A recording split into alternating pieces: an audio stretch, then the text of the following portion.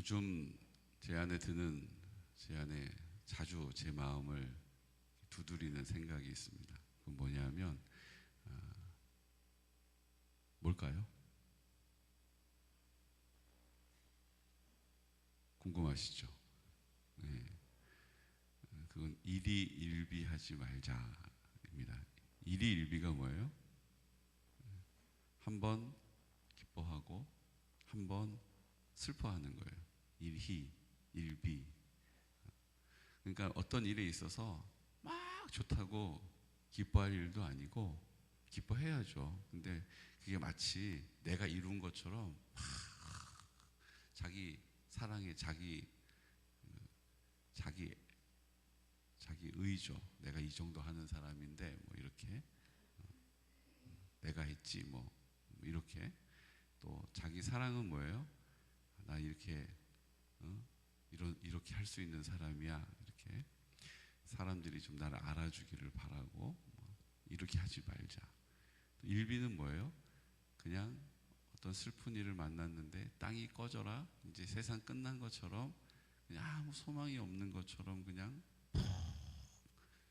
우리 소금으로 배추 재면은 풀이 죽어가지고 그렇게 하고 있는 것처럼 그러고 있지 말자. 왜요? 하나님이 우리 편이시니까. 하나님은 지금도 일하고 계시니까. 이게 끝난 게 아니니까. 예.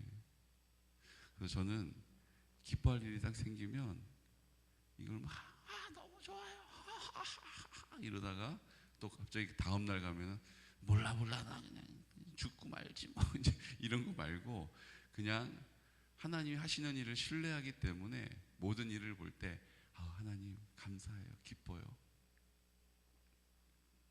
뭔지 아시죠? 어쩌지? 이거랑 똑같은 거예요. 하나님 기뻐요. 너무너무 기쁘다. 또 슬픈 일을 만나도 주여 아버지, 주님 어떡하죠? 그러니까 우리가 되어지는 일에 그때마다 그냥 어떻게 그냥 호들갑을 떨지 않기를 축복합니다. 너무 중요한 일이에요. 어떻게 하면 좋아? 이런 일 별로 유익이 없어요. 경건에 유익이 없어요. 하나님이 하시고 있기 때문에 하나님이 하셨습니다. 연습해 봐야죠. 하나님이 하셨습니다. 우리 옆에 있는 분들한테 하나님이 하셨습니다. 허허허. 그 다음에 우리 슬픈 일을 만나면 어떻게 해요? 이게 아니고 하나님이 하실 겁니다. 이 또한 하나님이 하실 겁니다. 그럼 어떻게 해요? 허허허. 이 정도로 좀 우리가 좀 초연할 수 있는 내공이 있으시기를 축복합니다. 그래서 우리가 그냥 호들갑을 떨지 않기를 원해요. 호들갑을 떨지 않기 원해요. 어떤 상황에서도 하나님이 하셨습니다. 하하하. 저는 다 알고 있었죠. 하하하. 슬픈 일을 만날 때, 놀랄 일을 만날 때, 이게 또 이렇게 일이 벌어졌구나. 하나님이 또 어떤 일을 지금 이루시겠지. 뜻이 있으시겠지. 하나님이 하실 겁니다. 네, 괜찮습니다. 여러분, 이 정도의 수준이 우리의 수준이 된 줄로 믿습니다. 네, 우리 수준이 된 거예요. 여러분, 하나님 말씀과 기도를 붙잡고 있으면 이 정도 수준이 될 수 있어요. 왜요? 주님이 우리 안에 계시니까. 네. 요한계시록을 볼 때도 우리 수준이 이제 이 정도로 올라오는 거예요. 이거 나 잘 모르는데, 이건 의미야, 이건 저런 의미야. 그런 거였구나. 난 몰랐네. 그럼 어떻게 해야 되는데? 우리를 따라와야지. 우리가 하라는 대로 해야지. 그렇게 할게. 이거는 수준이 미달인 거예요. 수준에 오르면 어떻게 돼요? 이 하나님의 말씀, 특별히 요한계시록이 두려운 말씀이 아닙니다. 이 요한계시록이 어려운 말씀이 아니에요. 이 요한계시록은 위로의 말씀이요, 소망의 말씀입니다. 특별히 하나님을 구주로 섬기고 이제 나는 없고 하나님의 나라를 이루겠다라고 하는 사람들에게 주는 위로의 말씀이에요. 그래서 이 요한계시록을 우리가 앞으로 더 많이 좀 읽기를 원합니다. 이 도대체 하나하나 어떤 의미지? 물론 이것도 유익하죠. 하지만 이거는 미래에 베일에 쌓여 있는 거예요. 신비에 있는 말씀이잖아요. 그러니까 이걸 성령님이 하나하나 깨닫게 하시는 은혜가, 재미가 있다라는 거죠. 기본적으로 우리가 바라봐야 할 시선은 어디 있습니까? 이 모든 것이 구약에서부터 계속해서 이스라엘 백성들에게 이야기 되어졌다라는 거예요. 그러니까 이 구약에 있는 말씀을 뼛속까지 읽고 암송하고 이렇게 했던 사람들은 이 계시록을 읽을 때 이 내용이 그냥 몸으로 느껴지는 거예요. 아, 이게 지금 어떤 얘기구나. 아, 이게 지금 에스겔에 있는 얘기를 하는 거구나. 아, 이게 다니엘에 있는 얘기를 하고 있는 거구나. 아, 이게 지금 잠언에 있는 얘기를 하고 있는 거구나 라는 게 그냥 느껴지는 거예요. 그렇지 않은 사람들은 이게 다 뭔지를 모르겠는 거예요, 한마디로. 그러니까 14만 4천원 이거다 이러면 거기 나도 들어가야 되는데, 나도 구원 받아야 되는데, 나 천국 못 가면 어떡하지? 천국 가려면은 14만 4천 명 안에 들어가야지. 이러고 이제 신천지에게 끌려가는 거예요. 그럼 자꾸 와가지고 14만 4천 명이 어떻고 뭐 비유가 어떻고 막 이러면요, 이렇게 얘기하시면 돼요. 어느 집 하세요? 그분들은 지파당 12,000명씩 모여야 하기 때문에 그 지파가 12지파가 꾸려져 있어요. 그래서 다들 그 안에 소속이 되어 있어요. 근데 너무 기가 막힌 건 뭔지 아세요? 그 사람들이 전도하는 대상은요, 다 교회 다니는 사람이에요, 일단. 그리고 장애가 없어야 돼요. 그리고 가난한 사람 전도 안 해요. 어디 예수님이 병 걸린 사람 전도하지 말아라 그럽니까? 왜요? 하나님 나라에 들어갈 사람 온전해야 된다는 그들의 생각이 있어서 그래요. 그들이 갖고 있는 기준으로 볼 때 하나님 나라 들어가려면 좀 부자여야 되는 거예요. 이 땅에서 좀 행세를 해야 되는 거예요. 그러니까 다 장애가 있는 사람 전도 안 하죠. 병든 사람 전도 안 하죠. 가난한 사람 전도 안 해요. 이게 신천지의 실체예요. 그리고 그 12,000명의 지파 안에 사람을 모으는데 완전히 하나님께 받기 흠결이 없는 온전한 제물을 주님께 드려지기 위해서 찾아다니는 거예요. 그래서 다 젊은 사람밖에 없어요, 신천지는. 여러분들은 해당이 돼야 안 돼요? 안 돼요. 안심하세요. 젊어요? 아니요.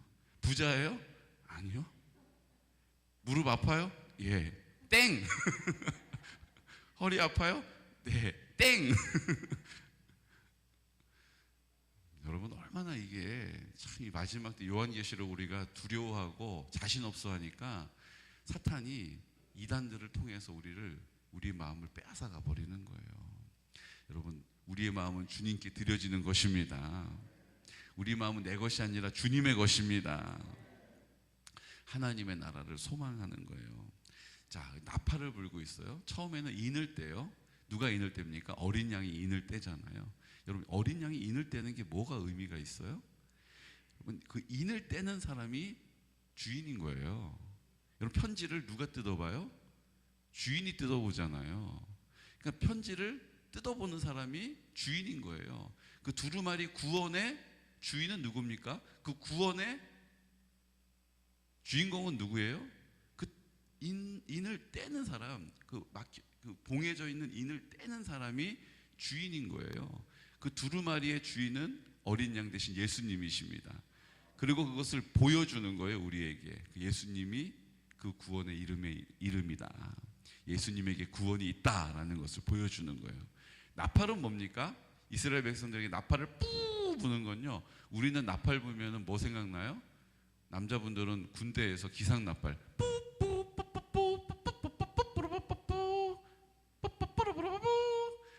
얼마나 이 소리가 듣기 싫은지 몰라요. 옛날에는 나팔을 진짜 불었다는데 이걸 녹음을 해가지고 네모반에다가 뿌뿌뿌뿌뿌뿌뿌 그러면 아주 그냥 막 죽을 것 같아요. 괴로운 나팔 소리 기억나요, 저는. 근데 이스라엘 백성들에게 나팔이라는 것은요, 하나님의 구원을 선포하는 것입니다.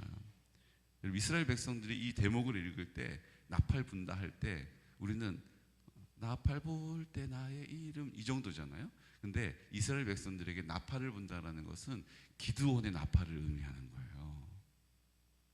13만 5천 명을 300명으로 물리칠 때 뭐 했어요? 무기를 들지도 않았고 전략도 없었어요. 그냥 가가지고 그 미디안 진영에 가가지고 어떻게 해요? 항아리를 깨고 횃불을 들고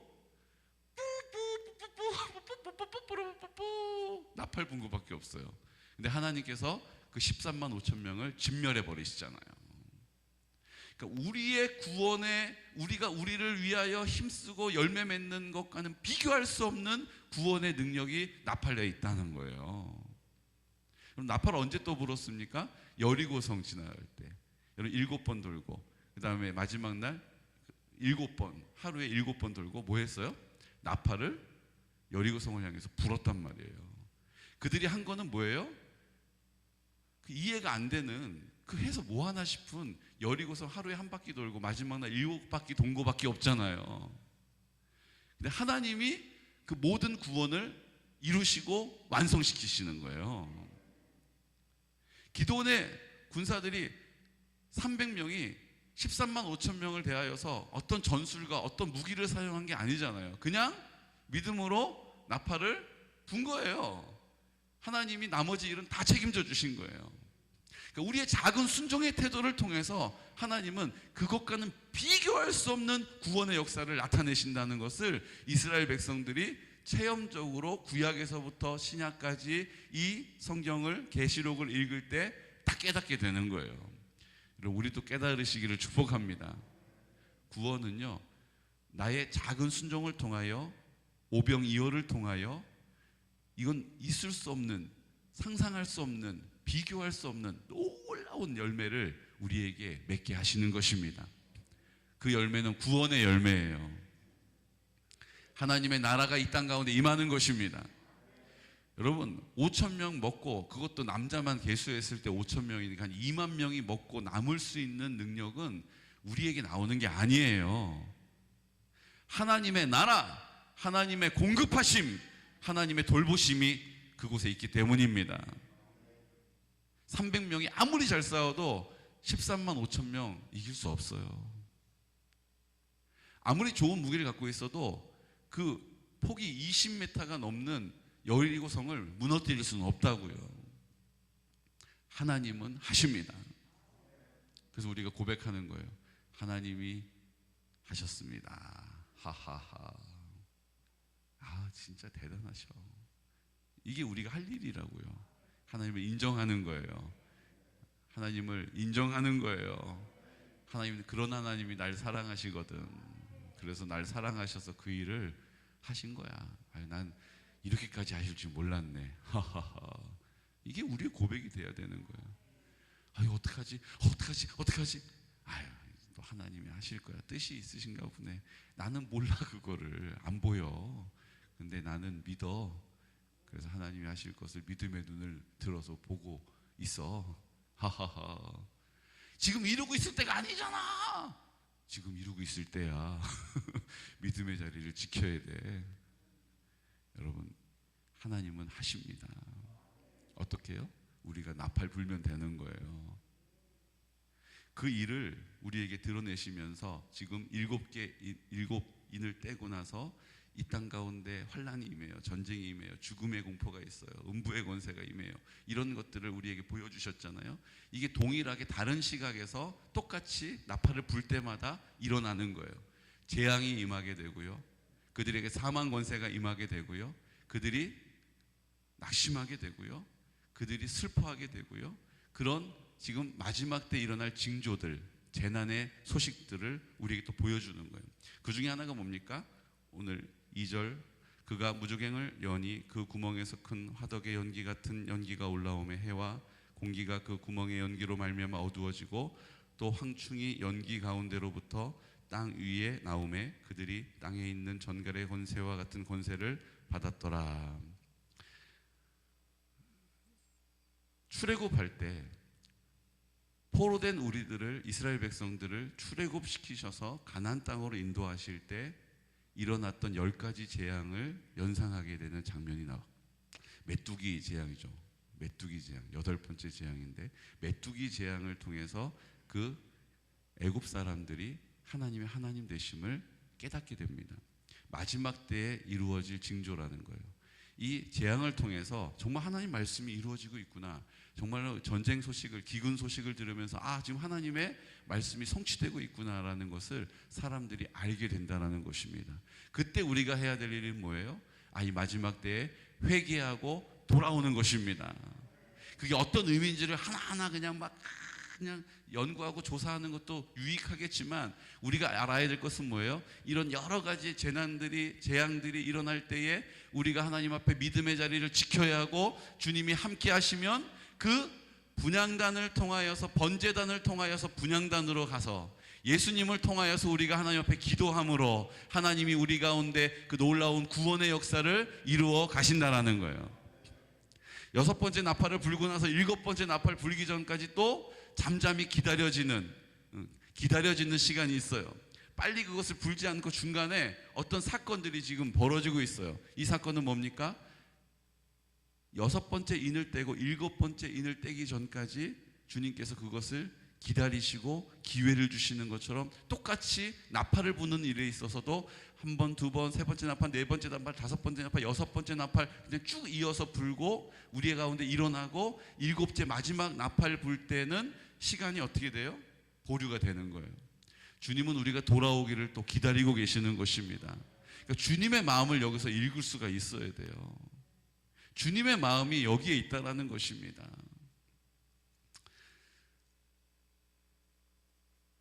자, 이제 10장으로 건너가게 되면요, 나팔이 막 불리워지고 재난이 임하게 되고 징조들을 보게 되고 우리가 돌아와서 하나님 앞에 회개할 기회를 주시는 거예요. 지금이 우리가 하나님께 돌아와야 할 기회인 줄로 믿습니다. 이때에 우리 하나님께서 우리를 부르고 계시다라는 거예요. 구원의 이름은 예수님께 있음을 믿으시기 바랍니다. 그 신구약에 있었던 그 모든 것들의 결정판이 뭐예요? 요한계시록이라는 거예요. 그 모든 약속의 말씀들이 우리에게 선포되어지고 우리에게 기억되어지고, 이 말씀대로 우리가 주님께로 마음을 드리고 돌이키면 성령님께서 나를 통하여 그 뜻을 이루어 가시는 것입니다. 지금 이 훈련을 우리가 하고 있는 거예요. 이 마지막 때에 우리가 준비하지 않으면 그 일을 잘 감당할 수가 없어요. 우리는 믿음의 군사들로 부름받은 줄로 믿습니다. 왜 12지파 12,000명씩 숫자를 계수했다고 말씀드렸어요? 그들이 20세 이상 싸울 수 있는 사람들을 계수한 거잖아요. 우리를 이제 믿음의 군사로 부르신 줄로 믿습니다. 14만 4천 명은 14만 4천 명까지가 아니라 14만 4천 명 그 이상 넘치는 숫자로, 무한의 숫자로 우리를 구원하시겠다라는 거예요. 우리는 군사로 부름받은 것입니다. 믿음의 선한 싸움을 싸우는 자로 부름받은 거예요. 성경은 피 흘리기까지 싸우라고 말씀하세요. 두렵고 떨림으로 구원을 이루라라고 말씀하시는 거예요. 그러므로 우리가 하나님 앞에 나와서 군사로서 부름받은 것입니다. 오늘 군대 얘기를 좀 하자면요, 군대 가면 이렇게 공수훈련이라는 걸 받아요. 뭐냐면 비행기에서 뛰어내리는 훈련이에요. 배포가 있어야죠. 그러니까 이 공수훈련 받은 부대는 특수한 부대예요. 우리가 흔히 공수부대라고 그러고, 공수부대 특전사가 아니어도 공수훈련을 따로 받아요. 그럼 여기에 이제 날개 모양의 이게 약장을 주거든요. 그럼 여기다 딱 달면 그게 이제 딱 이제 뻐기고 다니는 거예요. 뻐기고 다니는 거예요. 근데 이게 뻐기고 다니는데 약장을 달았다고 다 똑같은 게 아니에요. 그냥 기본 공수를 받으면 약장 하나를 주고요. 이걸 여러 번 진짜로 비행기에서 뛰어내리면 이게 이제 계속해서 숫자가 누적이 되면서 그 위에 면류관, 왕관 같은 게 이렇게 올라가고, 또 그 위에 하나 더 올라가고, 그래서 마스터라고 그러면 그 위에 막 엄청 멋있는 뭐가 막 이렇게 붙어요. 그게 진짜로 이제 실질적으로 비행기에서 뛰어내린 사람들이 갖고 있는 거예요. 여러분 지나가시다가 여기 공수 마크가 있으면 저 사람은 특별한 훈련을 받은 사람이구나. 또 그런 사람들은 보면요, 목에 얼마나 힘이 들어가는지 몰라요. 이러고 다녀요. 막. 우리가 하나님 앞에 훈련을 지금 받고 있는 거예요. 이 마지막 때 실전과 같은 훈련을 받고 있는 것입니다. 하나님의 나라가 임한다라는 것을 우리의 삶을 통하여, 우리의 가정을 통하여, 우리 공동체를 통하여 지금 보게 하시잖아요. 영적인 세계가 있다는 것도 보게 하셨고, 이제 우리가 그 일을 위하여 기도하면 하나님이 하나님의 놀라운 영광을 나타내셔서 하나님의 나라가 임하게 된다는 것을 우리가 알게 되는 것입니다. 훈련을 지금 받고 있는 거예요. 여러분, 이 훈련 가운데 하나님을 온전히 기쁘시게 하는, 하나님 앞에 더 담대한 훈련의 과정을 감당하시기를 축복합니다. 여러분, 기대하십시오. 그리고 그 훈련을 통하여 우리가 더 담대하시기를 축복해요. 난 달라. 난 하나님이 이렇게 훈련시켜 주셨어. 모든 걸 하나님이 하셨어. 하나님이 하실 거야. 어깨를 쭉 펴고 담대하게 우리 가운데 맡겨주신 이 요한계시록의 말씀을 읽을 때, 야, 이게 두려운 말씀이 아니라, 내가 지금 이런 환난 가운데 있지, 지금 우크라이나 전쟁, 정말 이런 환난 가운데 있지, 이게 두려움으로 우리 가운데 임하는 것이 아니라 이럴 때일수록 깨어서 구원을 이루어드리는 하나님의 백성이 되시기를 예수 그리스도 이름으로 축복합니다. 왕같은 제사장으로, 거룩한 나라요, 왕같은 제사장의 믿음의 길을 우리에게 가게 하시는 거예요. 여러분, 내 자금을 보지 마십시오. 주님께서 우리를 훈련시키고 계십니다. 훈련을 잘 받고 담대하게 어깨를 쭉 펴고 하나님 아버지 앞에 우리의 삶을 온전히 구별하는 귀하고 복된 성도들 되시기를 예수 그리스도 이름으로 축복합니다. 10장 11절 말씀 우리 함께 선포할까요? 그가 내게 말하기를 내가 많은 백성과 나라와 방언과 임금에게 다시 예언하여야 하리라 하더라. 아멘. 우리에게 그냥 우리가 그 예언을 성취하고 예언을 보게 되고 예언을 듣게 되는 것뿐만 아니라 이제 우리가 그 사실을 입을 열어 선포하는 자리에 서야 한다라고 말씀하시는 거예요. 우리를 훈련시키셔서 이제 실전에 배치하시면 우리가 그 믿음의 싸움을 싸워 이기는 모습을 보여줘야 하는 것입니다.